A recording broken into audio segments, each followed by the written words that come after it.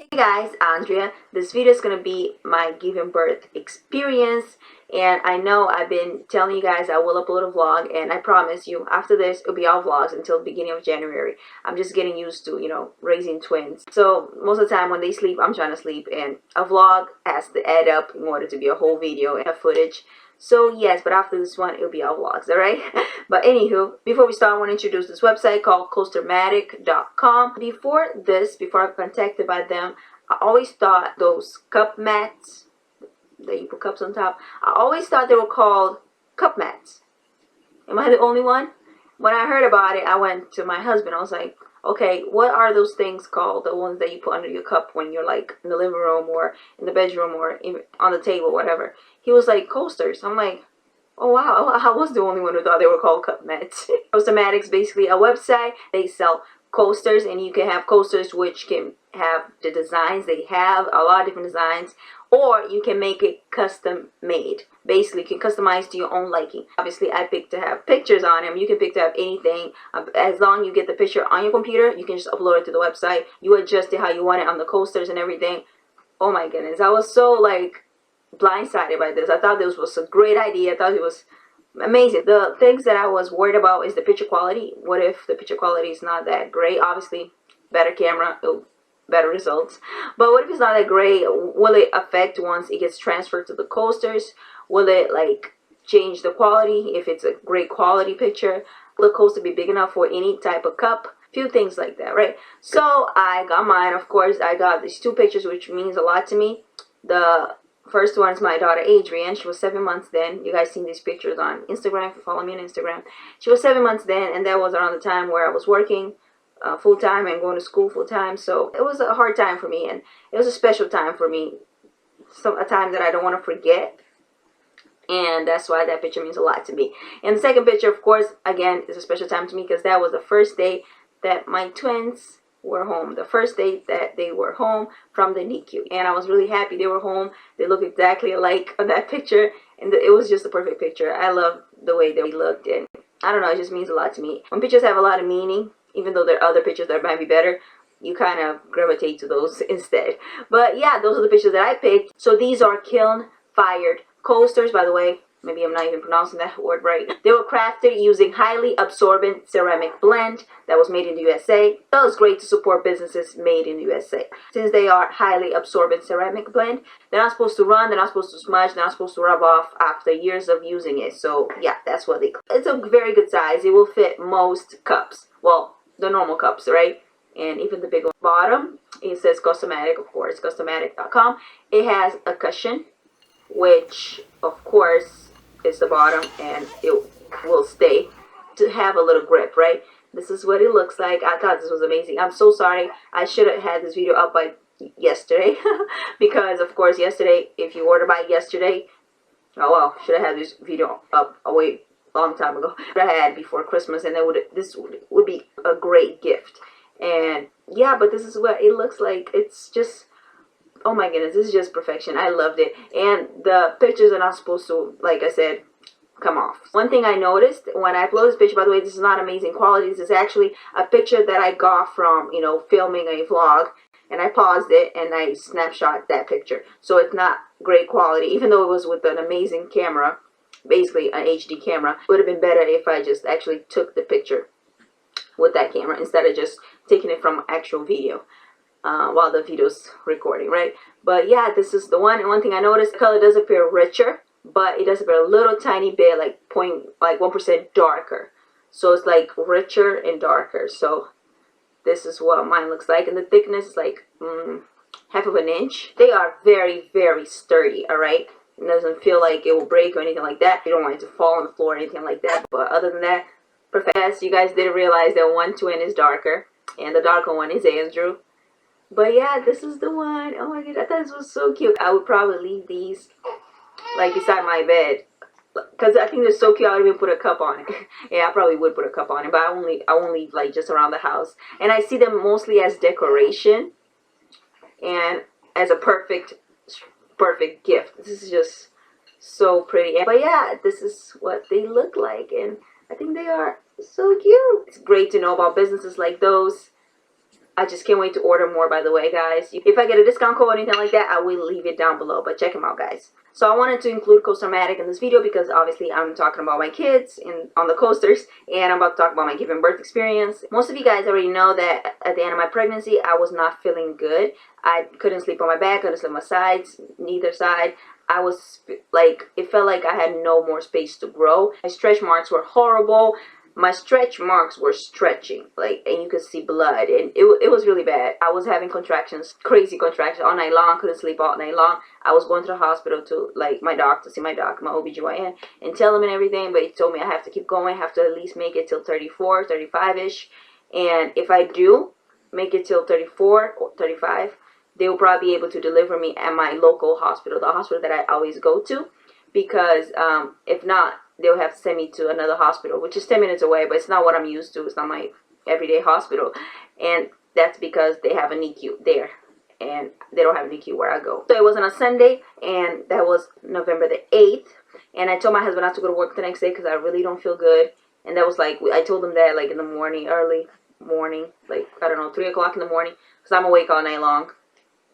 I don't feel good, and I wouldn't sleep, by the way. I just sit there and just stare at my husband. He's sleeping like a baby, and I just want to smack the junk out of him. So the next day comes, well, the same day, it was just morning, and that is Monday, and I told my husband I have to go to the hospital, and that was around 9 in the morning. I said I can't take the pain. I was having contractions like crazy, and I was having contractions, by the way, all past week, but that last week, like the last few days of the week, that was when I couldn't handle the discomfort. Any position I laid, I was uncomfortable. I wouldn't be able to sleep. I wouldn't be able to do anything. Walking was hard. My doctor, he told me to come in. I went to the hospital, and the doctor asked me if I would like for him to check me, which is basically putting his 2 fingers in there to check if I'm dilated. I've been dilated before. You guys know my premature labor scare. I'm going to leave that video down below. I was dilated 4.75s, and at that moment that he wanted to check me, it was my decision, just in case, because you guys know when they check you, they might cause you to go into labor if you're like around the time, or if you're close. I was going to be 35 weeks on that Thursday, and that was Monday. I said, yes, check me, because if I go into labor, might as well, because I can't take it anymore anyways. So he checked me, and as soon as he checked me, it had a weird expression on his face. He's like, all right, I'm just going to send you upstairs just in case. I could tell that he didn't really know exactly what he should, like 100%. So he told me he's going to send me upstairs to a room, and they're going to monitor my contractions. And he was going to go and talk to some doctors to decide in a group what they're going to do. They're going to keep me there and have me at 34 weeks to give birth, or they're going to send me to where they have a NICU. They looked for my veins, which you can see my veins for miles away, all right? You can take blood out of here easy, but when it comes to like giving birth type of IV, forget about it, because they have to put it right here. My veins are so tiny over there, they always burst, and you can't really get to them, so they had to prick me like 5 times. It's horrible. I don't have very good experiences with needles and IVs. I hate them. My doctor shows up after, I don't know, after like an hour, and he tells me, all right, we're gonna send you to the hospital just in case you give birth. It's just safer for the baby, safer for you, and all good like that. I was like, oh man. Again, my doctor will not deliver my babies, because my doctor did not deliver my first daughter either. So I was like, okay, I'll go to the new hospital. The only thing is just like a new hospital. So it wasn't even the different doctors. It was just a new hospital. So they put me in an ambulance, and they brought me to the new hospital. And that was like 10 minutes away. Got to the new hospital, everything settled, they're monitoring my baby. I was still having heavy contractions. I wasn't dilating more than what I already was. A nurse comes in, and she tells me that she's going to give me medicine, and I won't feel anything and everything. I don't know what kind of medicine that was. I'm going to dedicate my life to finding what drug that was, because it was amazing. They put the drug through the IV, and it's basically a drug that will not make you feel anything. Not even the contractions, like nothing.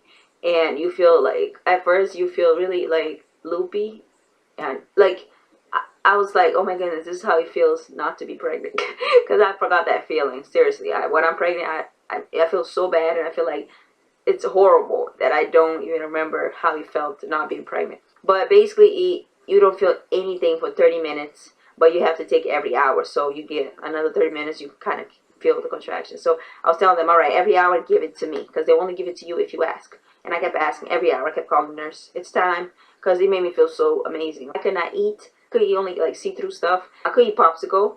I could eat jello. I could not drink water, ice chips and everything. So the next morning comes, I'm still on that medicine.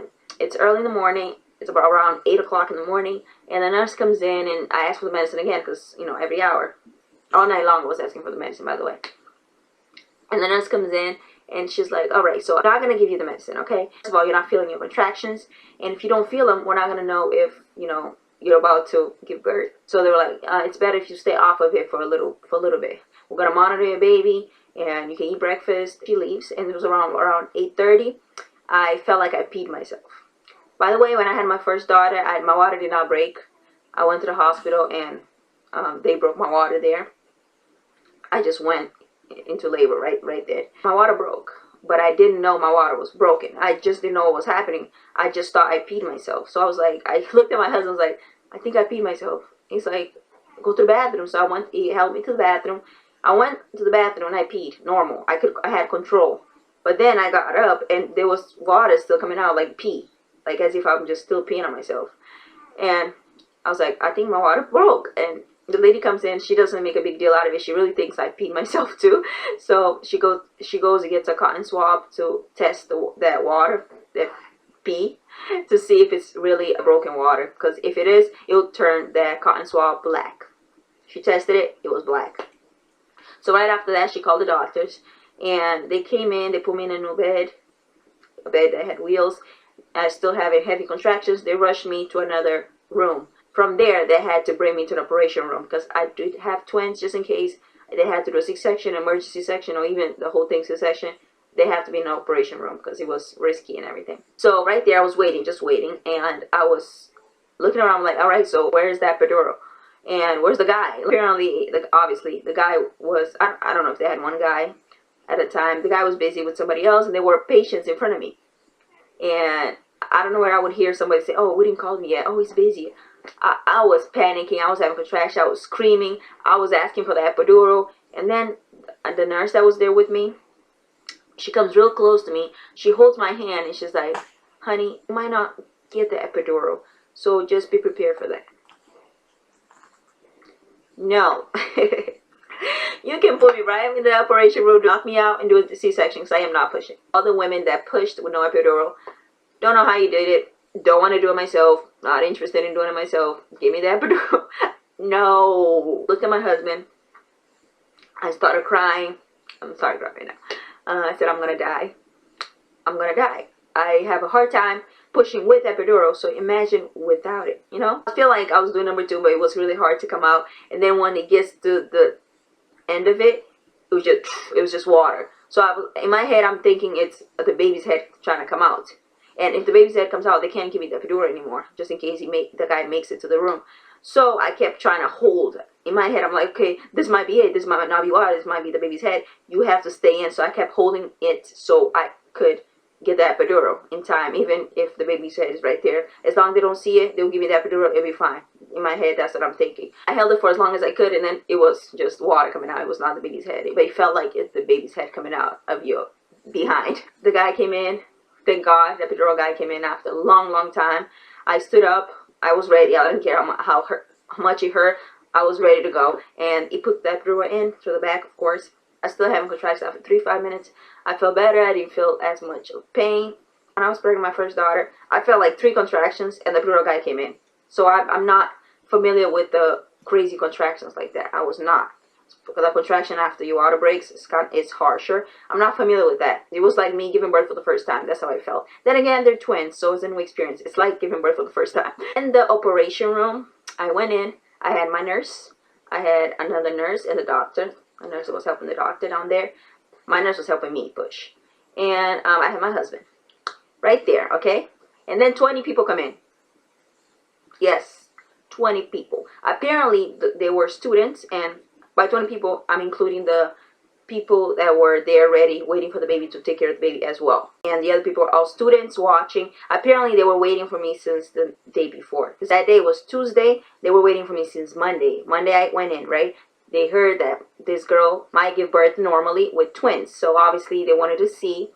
Basically, you know, they're students, so they want to watch and part of their program. But nobody asked me if I felt comfortable, nothing. They just, 20 people just came in. and I was obviously naked, about to give birth. I know it's not supposed to matter. Let me tell you, I did not feel comfortable. All those people there, they were around the same age as me, same age group, which made it more awkward. And a doctor, I don't know if they were doctors or anything, they didn't do anything, just coming in and coming out every time. I just felt so uncomfortable, and I had to push every time I had a contraction, right? My nurse comes really close to me. She's like, honey, she's like basically holding my head. You have to focus on the pushing. You're not really paying attention and pushing it right because you keep focused on these people. You think, like, seriously? I'm not going to be able to focus on me giving birth when there's 20 just staring at me. And it was so awkward. I don't know. I don't know. Like, 7 people, probably normal. 20 people just sitting. It's not like they were doing anything. Just there. Just looking at me giving birth. Every time I had a contraction, I had to push 3 times. And I'm not supposed to push when I'm not having the contraction. So Aiden, which is the first one that came out, when I pushed him, one of his shoulder came out like this, and then it was on my 3rd push, and then I had to wait for the other contraction. But it felt like it was so harsh, because it felt like it was stuck in there, and it hurt me. I felt like my thing was stretched. My contraction came right away, and I pushed him out. I wanted to push when I didn't have the contraction because I couldn't let him stay there because it was really hurting me. He was healthy.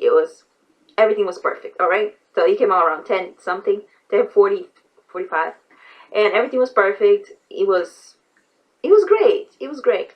I was really happy. Pictures and everything. I was really happy. 4 pounds and some ounces. I can't tell you exactly. This is where stuff started getting hard. My doctor, by the way, she had some kind of oil. She was like opening me up to help me have a better experience and not rip and everything like that, which was amazing. Thank God. I didn't know what she was doing in there. I felt like she was putting her whole arm in there and trying to check me. She had to break Andrew's water, my 2nd child. By the way, yes, they are identical twins, but they are in the same placenta, and there are 2 sacs in the placenta. They are both in 1 sac, and 2nd sac, they're basically 2 sacs in there, in the 2nd sac. So they're each on each sac, and yes, they are interacting like they are in the same sac. They're identical, so it's just a sac difference. They are in the same placenta, and they interact with each other, touch each other, punch each other. Like I told you guys, Andrew was always punching Aiden. Aiden was already in the way, so he was going to come out first. His head was already upside down in the way, so Andrew was always on top of him. I felt like she was putting her hand in there, trying to turn Andrew's face upside up. Upside up? Yeah, because his face is upside down. By upside down, I mean like this is his face, his eyes. It was like this instead of like this. I guess so he won't drown. Not only that, obviously you don't want him to come out with his face downwards, right? So she was trying to do that. It took a long time for Andrew to come out. It was really hard. I was pushing really hard, and my chest felt really tired. And she kept telling me, push with your bottom, push with your bottom. I'm like, I can't. Like, I felt like nothing was coming out. I was really, I don't know. It felt really, really long. He came out an hour and a half later. This is like your 2nd child. It's not like it's your 1st child. It's just your 2nd one. And I already pushed a whole lot for the 1st one. Finally, he comes out. The doctors, by the way, before he came out, they were looking at each other like, oh, should we do a C-section type of way? I was like, oh my goodness, please don't. I got to recover from both. He finally comes out. He came out in shock because he was there for a long time. He did swallow some fluid. He had a little problems breathing because of the fluid. I was able to take pictures and everything. They didn't rush him right away. They put him in the bed, take the fluid out of his mouth. But when he went upstairs, he just needed a little help breathing. That's it. That's really it. They did not stay in the incubator. I was so happy. They did stay in a special bed that would keep them warm, but they did not stay in the incubator. And they were the biggest twins there. So I was looking at my babies being so tiny. Oh my goodness, they were really tiny. 4 pounds each. 4 pounds and some ounces. And they were just fine, and I was just so happy. From then on, you already know, from the NICU on, I put a vlog up, my last vlog. Check it down below. The twins are born. Even while I was pushing, they had to monitor me so they can hear the heartbeat, so they can see the baby's okay. So they took that out, fix whatever down there they had to fix. Like they had to remove placenta, all stuff like that. They gave me strong medication because I was feeling crazy pain down there in my stomach. My organs were going back to place, so it's going to be crazy. I was feeling crazy pain. I did not have to take medication like my last pregnancy. I did not have to take that, like take as strong as medication as they were giving me. But yeah, that was my experience. Alrighty, so it's been a month. My babies are 9 pounds right now. I'm so happy. Both of them, by the way. I'm always trying to feed exactly the same. One feeds 3 ounces. I'm expecting the other one to feed 3 ounces as well. And I'm always trying to keep up every 2.5 hours that they feed. So I'm glad I was able to do that. I'm always trying to let them sleep so they can grow. So they grow while they're sleeping. As far as myself, I'm fine. I'm not on the medicine. I actually got off the meds 2 days ago. Epidural. I did take the epidural, right? When I had my first daughter, and of course I took the epidural when I had my first daughter, I don't regret it. That's why I took it again, right? I was having back pain, like after I had my babies, like a month later, and every like twice every month I would feel weird now. Like I would feel some kind of pain. It was on a scale of 1 to 5, it was like a 3, but it wasn't like constant pain. It would just feel I don't know where I would just feel some pain, and then it would just go away. Like the first year, that's it. I never felt it again. Right now, my leg is still numb. It's been a month since I gave birth. My leg is numb. And they took the, everything out of me, the epidural thing, on the same day. They took it out. It took me the next day, which was Wednesday, for me to feel everything. I went home on Thursday. But by Wednesday, I could walk, basically. I could walk by Wednesday. But just the top part of my thigh is still numb. Like, the top part's upwards and just the top layer. I still feel numb there. I feel like every day it's getting better, but it's numb still. And I was getting worried about that. I'm supposed to go to the hospital at the end of December for my appointment. Did you guys ever experience that? Is it something I should be worried about? I don't know. And do I regret it, even though I'm half numb? No. But yeah, guys, hope you guys enjoyed this video. Leave down below your experience if anything was different, or if you have any similarities with me. What was your experience? Don't forget to thumbs up this video, and don't forget to subscribe if you haven't. And yes, I will have a vlog right after this and to the beginning of January. But yeah, guys, thank you for watching. Bye. This is what she does when she's too lazy to wash a cup. I cut her hair in the back because right here was this long. It don't matter though. It don't matter though. We can get it right now. I already got my shower. Why didn't you get yours, sleepyhead?